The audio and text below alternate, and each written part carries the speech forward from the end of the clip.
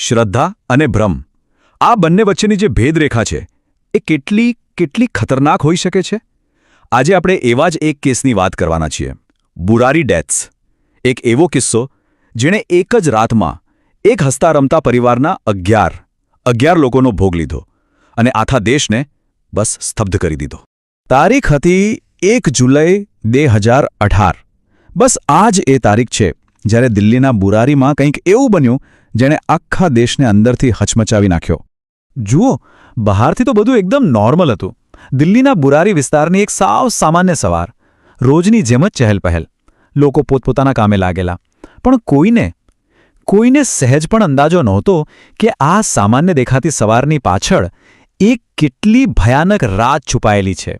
પણ આ બધી ચહેલપહેલ વચ્ચે એક ઘર હતું જે એકદમ શાંત હતું, એકદમ ચૂપ. અને એ એવી ચૂપ્પી હતી જેની અંદર એક ભયંકર રહસ્ય દટાયેલું પડ્યું હતું. અને એ શાંત ઘરની અંદર એક ભયાનક સચ્ચાઈ રાહ જોઈ રહી હતી. એક નહીં, બે નહીં, પણ એક જ પરિવારના પૂરેપૂરા 11 લોકો, 11 લાશો. સાચું કહું ને તો આ આંકડો સાંભળીને જ મગજ શૂન્ય થઈ જાય, નહીં? તો ચાલો હવે આપણે અંદર જઈએ અને જોઈએ કે જ્યારે એ ઘરનો દરવાજો આખરે ખુલ્યો ત્યારે દુનિયા સામે કયું ભયાનક સત્ય, કયો ખુલાસો થયો. આ પરિવાર હતો ચુંદાવત પરિવાર. અને બહારની દુનિયા માટે એ લોકો એકદમ પરફેક્ટ ફેમિલી હતા, ખબર છે? શાંત, સંસ્કારી, બધા એમને માન આપતા. પણ એ ઘરની 4 દિવાલોની અંદરની કહાની કંઈક સાવ જ અલગ હતી. એક એવી દુનિયા જ્યાં વર્ષોથી ગુપ્ત વિધિઓ થતી હતી અને આખો પરિવાર પોતાના મૃતક વડીલોના આદેશો પર ચાલતો હતો. તો જ્યારે પાડોશીઓ અને પછી પોલીસ એ ઘરની અંદર દાખલ થયા ને, તો એમણે જે જોયું એ જોઈને તો એમના પગ નીચેથી જમીન સરકી ગઈ. દૃશ્ય એટલું ભયાનક હતું. 10 લોકોની લાશો લટકી રહી હતી, બધાની આંખો પર પટ્ટી, હાથ પાછળ બાંધેલા. ઘરના સૌથી વડીલ મહિલા, દાદી, એમની લાશ જમીન પર પડી હતી. અને સૌથી ચોંકાવનારી વાત કઈ હતી ખબર છે? ઘરમાં ઝપાઝપી કે લડાઈનો એક પણ નિશાન નહોતો અને દરવાજા પણ અંદરથી બંધ હતા. હવે પોલીસ માટે આ એક કોયડો હતો. પણ પછી તપાસમાં એમને કંઈક એવું મળ્યું જેણે આ આખા કેસની દિશા જ ફેરવી નાખી. એમને ઘરમાંથી મળી પૂરી 11 ડાયરીઓ. અને ના, આ કોઈ એવી તેવી પર્સનલ ડાયરીઓ નહોતી. છેલ્લા 11 વર્ષથી આ ડાયરીઓમાં એક સૂચના લખાઈ રહી હતી, જાણે કે આ ભયાનક ઘટનાની આખી સ્ક્રિપ્ટ તૈયાર થઈ રહી હોય. એ ડાયરીના પાના પર લખેલું હતું, ડરશો નહીં. આ શબ્દો વાંચીને આમ તો રાહત થાય, પણ અહીં આ શબ્દો એક ભયાનક પ્લાનનો હિસ્સો હતા. અને પછી આગળ લખ્યું હતું, ભગવાન તમને બચાવી લેશે. આ એક વાક્ય પરથી બધું સ્પષ્ટ થઈ જાય છે. પરિવાર અને પોતાનો અંત નહોતો માનતો. એમના માટે તો આ શ્રદ્ધાની એક પરીક્ષા હતી. એમને પાક્કો વિશ્વાસ હતો કે અંતિમ ક્ષણે એમને બચાવી લેવામાં આવશે. તો આ બધી સૂચનાઓ, આ બધી વાતો આવી ક્યાંથી રહી હતી? એનો સોર્સ હતો પરિવારનો નાનો દીકરો, લલિત ભાટિયા. લલિતનો દાવો હતો કે એના મૃતક પિતા, એમનો આત્મા એની સાથે વાત કરે છે અને એ જ આ બધું લખાવે છે. અને ધીમે ધીમે વર્ષો જતા આ એક માન્યતા પર આખા પરિવારે આંખો બંધ કરીને વિશ્વાસ કરી લીધો હતો.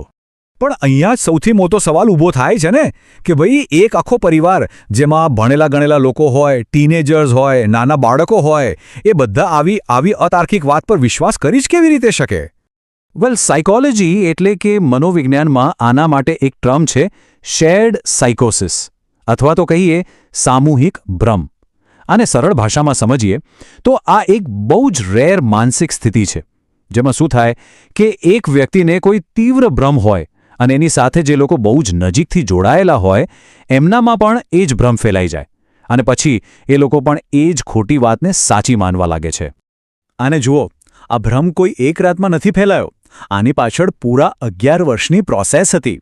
લલિત, જે નાનો દીકરો હતો, એ આ કહાનીનું કેન્દ્રબિંદુ બન્યો. એના પિતાના મૃત્યુ પછી એણે કહેવાનું શરૂ કર્યું કે પિતાજીનો આત્મા એની સાથે વાત કરે છે.